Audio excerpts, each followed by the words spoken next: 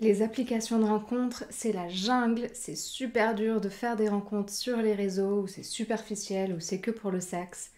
Tout ça, c'est ce qu'on entend souvent sur les applis de rencontres. Mais aujourd'hui, j'ai envie de vous dire que, alors ça peut être le cas, mais on peut aussi faire de très très belles rencontres sur les réseaux. D'ailleurs, il y a de plus en plus d'études qui sortent en disant que les couples qui se rencontrent sur les applications de rencontres durent plus longtemps et sont plus stables que les couples qui se sont rencontrés à une soirée ou ici ou là. Parce que souvent, les gens qui viennent sur une appli de rencontre, surprise, surprise, ils ont envie de faire une rencontre. Alors certes, il y a plein de personnes qui y vont pour juste du sexe d'un soir, mais il y a plein de personnes qui ont réellement envie d'une vraie rencontre. Et du coup, ces personnes vont sur les réseaux, les applications de rencontre, et sont disponibles.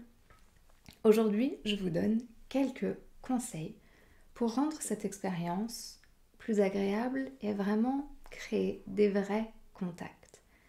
Première chose, sur votre profil. Je vous invite à écrire des choses qui soient vraies sur vous et qui soient...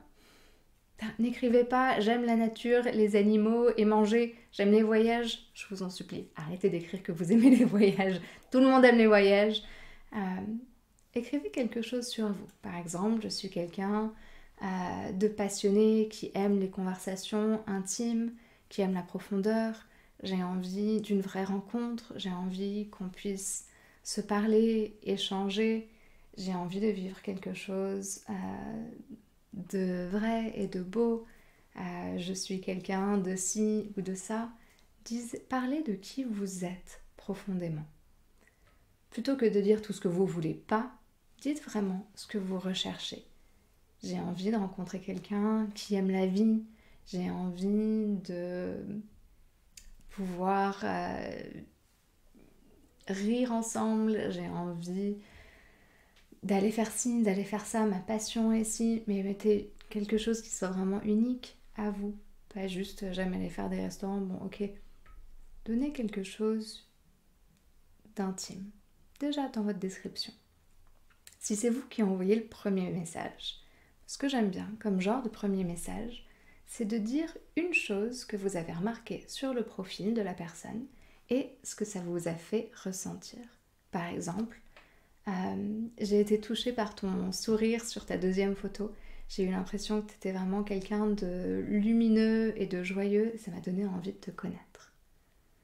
Ou alors, la photo où tu fais un câlin à ton chien, tu as l'air d'avoir tellement de tendresse et en toi, et c'était vraiment chouette de voir cette photo et ça m'a donné envie de t'écrire. Ou quand tu parles de ce livre que tu as aimé lire, je me suis tout de suite dit qu'on allait avoir des choses en commun à se dire. Trouvez une chose que vous avez vue sur son profil et qui vous a plu. Et ce que ça vous a fait. Donc ça c'était le premier conseil, ce que vous écrivez sur votre description. Deuxième conseil, ce premier message d'ouverture. Et troisième conseil, et ça c'est mon préféré, faites des messages audio ou vidéo. Et oui, sur plein des applis, notamment Bumble par exemple, si vous allez en bas à droite, vous pouvez envoyer un petit message audio. Et en gardant appuyé sur le micro, ça se transforme en vidéo. Et vous pouvez envoyer une mini vidéo. Et alors ça c'est fantastique parce que entendre la voix de quelqu'un, surtout quand on ne connaît pas la personne, on ne peut pas décrire vraiment l'intonation, mais quand on entend la voix de quelqu'un, on peut déjà sentir comment on se sent un peu avec cette personne. Puis le mieux du mieux, c'est une petite vidéo, parce que du coup on voit son visage en mouvement, on voit ses expressions, on peut beaucoup plus ressentir qui est en face de nous. Donc ces petits messages audio ou vidéo, ça nous donne plus d'informations, mais surtout, pour moi, c'est aussi un peu un test dans le sens où si je rencontre quelqu'un sur les réseaux, sur une application de rencontre, j'ai envie de rencontrer quelqu'un qui est prêt à sortir un peu de sa zone de confort, qui est prêt à vraiment rentrer dans l'intimité. C'est ce que la plupart d'entre vous me disent. Vous avez envie d'une vraie relation, de quelqu'un qui ose parler de ses émotions, qui rentre dans l'intimité. Là, c'est un premier test. Est-ce que tu es prêt à sortir un peu de ta zone de confort pour m'envoyer aussi un message audio ou vidéo? Si la personne n'est pas prête à faire ce premier petit pas de sortir de zone de confort pour rentrer dans l'intime, a priori, une fois en vrai, va y avoir pas mal de murs. Donc c'est aussi un bon filtre pour voir est-ce que la personne est prête à sortir de sa zone de confort pour vraiment rentrer dans l'intimité. Je trouve que c'est très très efficace. Et j'ai même envie de vous dire une petite chose sur moi. Moi, j'ai rencontré l'amour sur un site de rencontre, donc c'est possible. Et c'est vraiment beau. La manière dont on se rencontre est moins importante. Les sites de rencontre, c'est génial parce que cet homme, c'est pas sûr que je l'aurais rencontré dans la vraie vie. Ça nous permet de croiser des personnes qu'on n'aurait pas forcément croisées. Surtout dans nos vies où on a tendance à voir un peu les mêmes personnes, surtout depuis le Covid où tout est un peu plus fermé autour de nous.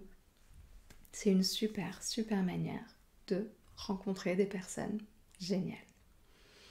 Dites-moi en commentaire ce que vous avez pensé de cette vidéo, si ça vous a aidé, ce que vous pensez des commentaires, des conseils, si vous avez d'autres conseils à donner pour des belles rencontres sur les sites de rencontres. Abonnez-vous à la chaîne et à très bientôt pour d'autres vidéos.